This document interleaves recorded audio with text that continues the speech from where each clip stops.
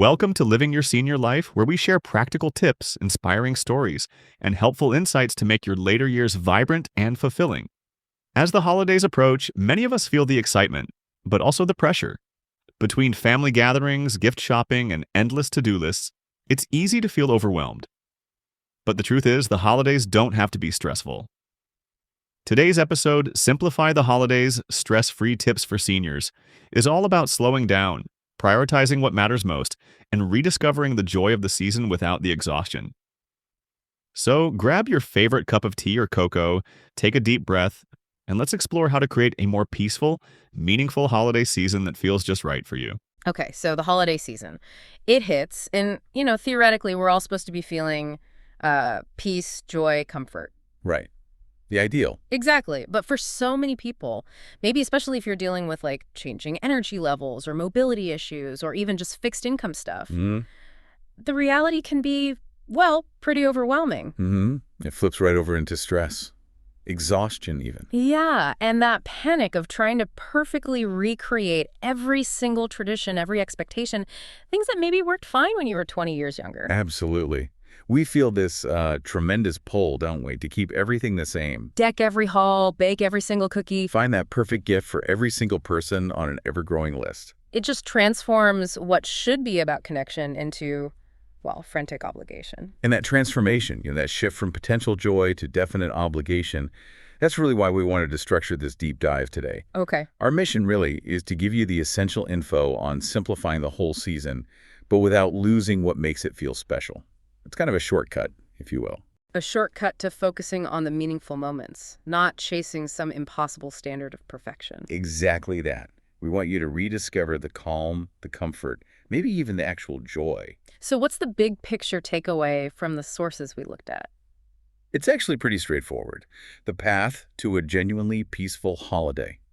It seems to be paved by focusing, maybe even ruthlessly focusing, on what truly brings you joy.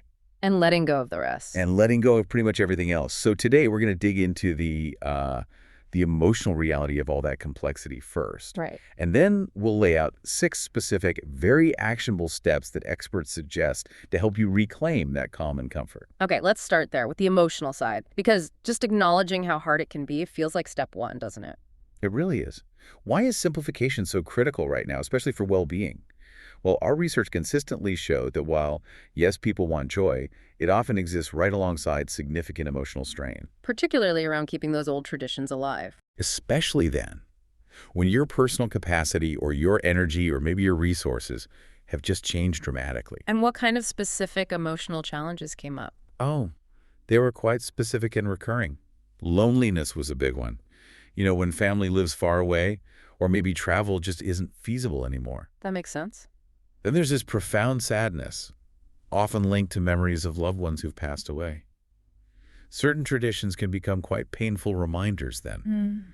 We also saw a lot about anxiety, spikes around hosting big gatherings, or even just attending them. The pressure. Yeah, and maybe one of the deepest stressors we found was this sort of quiet depression that comes from comparison. Comparing now to then. Exactly. Comparing what you're able to do this year versus what you used to do maybe years ago. This pressure to maintain this perfect, almost idealized version of the holidays. It's just relentless for some people. And layered on top of those feelings are the practical things we mentioned earlier, right? The physical realities. Absolutely. Physical limitations can turn things you used to enjoy, like, climbing a ladder to hang lights or spending all day cooking. Right. They can make those things feel genuinely overwhelming, sometimes even unsafe. And we definitely can't skip the financial piece. That came up a lot. Huge factor. Managing gifts, entertaining, maybe travel, all on a fixed or limited income. That adds a massive layer of stress. Did the sources suggest people feel pressured into spending more than they can? They did. The material suggests that budget anxiety often pushes people into debt sometimes, simply to meet what they perceive as expectations. Wow. But here's a really crucial insight from all of this. These feelings, the loneliness, the sadness, the comparison, the exhaustion, the financial strain, they aren't signs you're feeling at the holidays. Okay. They're normal. They're valid responses to what can be a genuinely overwhelming season. Recognizing them is the absolute first step toward getting some peace back. So it's like giving yourself permission. Explicit permission. Yeah. Permission to change the script. Okay, I like that. So if we connect this back, simplifying isn't about, being lazy or maybe even stingy. It's actually a form of self-care. That's exactly how the sources frame it. It's about honoring your current needs, your current abilities. It's about designing a holiday season that is actually sustainable for you right now. And the benefits go beyond just saving time or effort. Oh, much further. You get a direct improvement in your overall well-being. A streamlined approach leads to, well, obviously, reduced fatigue. You've stopped overcommitting. Makes sense. You also tend to experience lower anxiety because you've set more realistic, manageable expectations for yourself and others. Okay. This approach also helps prevent that feeling of being overstimulated, which is, really key for staying calm. Right. And maybe the most beautiful part. By slowing down, you actually gain the capacity for deeper, more fulfilling connections. Because you're present, you're not just rushing through. And the financial pressure eases, too, presumably. Naturally, through more intentional, mindful spending. So yeah, simplifying is really about granting yourself the ability to celebrate in ways that feel genuinely comfortable and bring authentic joy, not just obligation. That sounds like, well, true freedom, actually, especially during a season that often feels defined by constraints and shoulds. Okay, let's shift gears then. Let's get into the tangible solutions, the how-to part. Replacing that rush and pressure with concrete steps for peace. You said there were 6 main tips. 6 actionable, kind of tested tips, yeah. Designed specifically to ease the pressure while keeping or even maximizing the meaning. Great. Where do we start? What's tip number 1? Let's tackle the one that often feels most visible, most physical. Simplifying holiday decorations. Right. This is often a big one. The experts really focus on the effort-to-impact ratio here. You don't need to deck out every single room. No. No. The advice is choose just 1 or 2 focal points, maybe the mantelpiece or a small table in the entryway. Make those areas meaningful. And honestly, that's probably it. 1 area, maximum impact, minimum physical strain. You got it. Yeah. And use sensible, low-effort shortcuts. Think pre-lit trees, maybe even just a tabletop one. They're easy to set up and maybe, more importantly, easy to put away later. Good point. And what about lights and safety? Yes. For safety and convenience, ditch the tangled extension cords. Definitely ditch climbing on chairs or ladders. Use battery-operated candles or those little fairy lights. Oh, those are great. They offer beautiful sparkle with basically zero electrical hassle and no reaching up high. And maybe the most meaningful tip here, instead of feeling you need to buy new decor every year, display sentimental items you already have. Old family photos, maybe some crafts the grandkids made, a few truly cherished ornaments.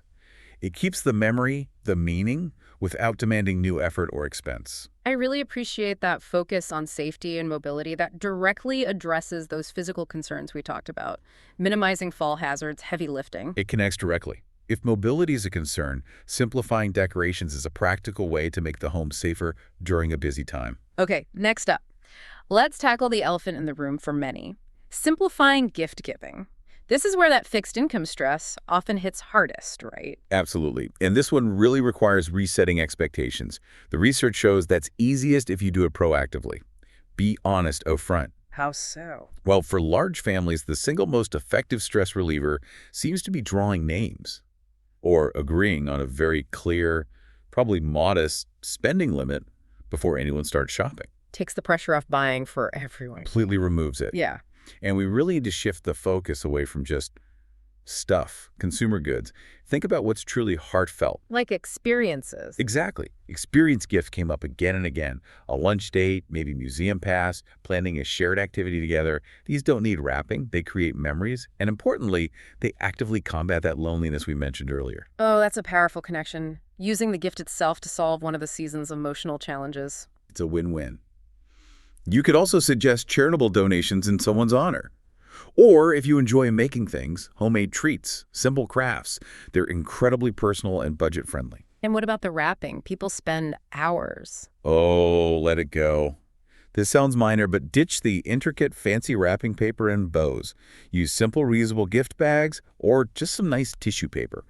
Honestly, the effort spent wrapping rarely translates into increased sincerity. Sincerity over stress. I like that as a mantra for gifts. Okay, let's move to tip number 3, simplifying holiday meals. That expectation of a massive, multi-course feast. It's exhausting just thinking about it. It is, and the research is crystal clear. It is absolutely fine to scale back. Choose a smaller menu. Focus only on the 2 or 3 dishes that are the absolute non-negotiables, the real family favorite. And prepping ahead. Definitely. If you enjoy cooking, prep and freeze components, even whole dishes ahead of time, use that freezer space. It's your friend. But what if the cooking itself, even scaled back, has just become too much? Is there a way to still gather without that burden? Yes, and this is where shared labor is key. Experts strongly recommend hosting a potluck. Ah, the potluck. Assigning dishes to guests dramatically reduces your burden. And please, there is zero shame, none, in embracing high-quality, semi-homemade shortcuts or even store-bought sides or desserts. Really? It feels like cheating sometimes. It's not cheating. If the store makes a fantastic potato dish or a great pie, use it. Your guests are coming for the connection, for you, not for a Michelin star performance in your kitchen. Okay. Good reminder. And cleanup. To simplify the aftermath, which can be draining, consider serving buffet style. And honestly, using nice disposable plates and cutlery, especially for appetizers or dessert, can cut your cleanup time dramatically, maybe even in half. I think disposable plates can be a huge mental hurdle for some people, maybe tied to tradition. It can be. But when you weigh it against having a restful evening versus spending another hour scrubbing pans, well, sometimes it's a necessary trade-off for your well-being. Prioritizing energy over aesthetics. That's the core principle of simplification, isn't it? It is. Okay, this next one might be the trickiest for many people. Tip number 4, setting boundaries and managing expectations. So much stress comes not from what we want, but from fearing we'll disappoint others. This one takes courage and honesty. You really have to be upfront with family and friends about what you can realistically, comfortably handle this year. You're allowed to prioritize. How do you suggest doing that? Look at your calendar. Look at the invitations. Identify the events or activities that feel genuinely joyful to you versus those that feel like heavy obligations. And then only say yes to the joyful ones. Easier said than done sometimes. I know. But it's crucial. We specifically advise limiting the number of gatherings you commit to each week and actually schedule non-negotiable downtime between activities. Protect that recovery time. And if travel is too much or hosting the big family thing is just overwhelming now? Suggest an alternative. A smaller, less formal get-together at your place. Maybe just coffee and dessert instead of a full meal, or even schedule some online video calls to connect with distant relatives. Think of it like managing your energy budget, just like you manage your financial budget. That's such an important way to frame it. Seeing downtime not as laziness, but as an essential line item in your energy budget. Which leads us perfectly into tip number 5. Prioritize rest and reflection. This isn't just about taking breaks when you crash, is it? It's more intentional. Exactly. It's about intentionally slowing down to actually savor the season, not just survive it. This is about restoration. So how do we do that practically? Start your mornings quietly, if you can. Our findings suggest simple things like just having a quiet cup of tea, maybe listening to some calming music, or even spending just 5 minutes journaling about gratitude can set a really restful tone for the whole day. Take short, easy walks outside if you're able. Get some fresh air, or just give yourself permission to spend a quiet afternoon watching a classic holiday movie or reading something uplifting. And what about that famous permission slip we talked about earlier? Yes, naps. The research explicitly encourages self-compassion, and that absolutely includes taking naps if you need them. Permission to nap. I love it. Restoring your energy isn't an indulgence. It's necessary maintenance. Think about it. When you're rested, you're more present. And when you're present, you actually experience the holidays with genuine peace rather than just sort of powering through on fumes. That idea of intentional presence, that feels like it leads right into our final point. Tip number 6. Focus on what truly matters, connection over perfection. This feels like the culmination of all the other tips. It really is. This is the moment to actively, consciously shed those shoulds you might be carrying around. Keep the rituals, the traditions that genuinely spark joy for you, and actively, maybe bravely, let go of the ones that only cause stress now. So if baking 12 kinds of cookies is stressful, bake 2 kinds, or buy them. If a big traditional gathering feels exhausting this year, pivot. Suggest an hour-long coffee visit instead. It's okay. And the focus shifts to people. Absolutely. The focus should be on spending quality time, however brief, only with people who genuinely lift your spirits, who make you feel good. Find your joy in those simple, small moments. Like what? A favorite song on the radio, a quiet phone call with a friend, just lighting a candle and enjoying the quiet for 5 minutes. The core message we found over and over is that the real meaning of the holidays lies in the connection you share with others and with yourself, not in the flawless execution of a party or a meal or a perfectly decorated house. Okay. So drilling down into specifics for that downtime. If you're looking for really low-effort activities, the sources suggest simple things, right? Like writing out holiday cards while listening to some seasonal music. Perfect. Or taking a short, easy drive just to look at local light displays. Doesn't require much energy, still feels festive. And what about for someone who might find themselves celebrating alone? Does that mean skipping the joy altogether? Not at all. That doesn't mean you skip the meaning. You can still create small, personal rituals. Light a special candle just for yourself. Yeah. Cook your absolute favorite comfort meal, even if it's just for one. Or maybe connect outwards. Yes, or even volunteer. Maybe remotely. Maybe something simple locally. Sometimes lifting the spirits of others is the best way to lift your own. So to kind of wrap this all up, synthesize the whole deep dive. I think the core message is this. The most meaningful holidays, the ones that really fill you up, they're truly about feeling more, not necessarily doing more. Okay. By intentionally removing the unnecessary pressure around the decorations, the gifts, the meals, the expectations, you create this profound space. Space for peace, for gratitude, and for genuine, comfortable joy. Simplicity doesn't take away from the holiday. It actually allows that real joy to finally take center stage. And creating that intentional, calm holiday season, that really is the best gift you can give yourself this year. Yeah. However, our research did consistently highlight one major challenge: those family expectations. They're often the single biggest hurdle to simplifying, aren't they? Requiring real, sometimes difficult honesty about your current capacity. That honesty piece is key. Yeah. And sometimes uncomfortable. It really is. Yeah. So as you, our listener, walk away from this deep dive today, here's something provocative to maybe chew on. Okay. Think about one specific tradition, the one you feel the most intense pressure to maintain. Maybe it's the one that requires the most physical effort or financial strain, but honestly, it just doesn't bring you that much joy anymore. Identify that one thing. Yeah, and then ask yourself, how can you have an honest conversation, maybe this week, to simplify or perhaps even entirely eliminate that specific tradition this year? How can you really lean into and fully embrace that less is more philosophy for yourself this holiday season? Well, that brings us to the end of today's episode. I hope these ideas inspire you to approach the holiday season with more ease, intention, and joy. Remember, it's not about doing it all. It's about doing what feels right for you and those you love. Take time to rest, laugh, and create moments that truly matter. The best holiday memories aren't found in perfection. They're found in connection. If you enjoyed this episode, be sure to follow Living Your Senior Life so you don't miss upcoming episodes filled with practical tips and inspiration.